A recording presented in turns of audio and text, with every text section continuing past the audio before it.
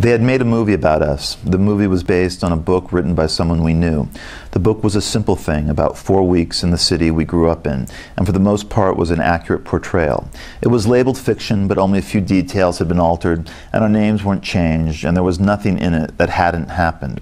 For example, there actually had been a screening of a snuff film in that bedroom in Malibu on a January afternoon.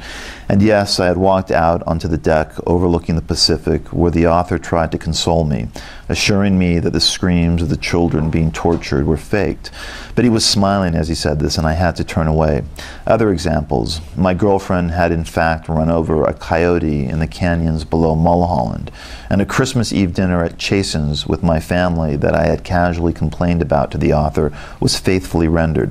And a 12-year-old girl really had been gang raped. I was in that room in West Hollywood with the writer, who in the book noted just a vague reluctance on my part and failed to accurately describe how I had actually felt that night.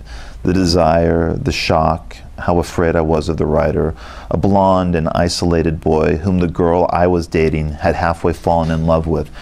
But the writer would never fully return her love because he was too lost in his own passivity to make the connection she needed from him. And so she had turned to me, but by then it was too late. And because the writer resented that she had turned to me, I became the handsome and dazed narrator, incapable of love or kindness. That's how I became the damaged party boy who wandered through the wreckage, blood streaming from his nose, asking questions that never required answers. That's how I became the boy who never understood how anything worked.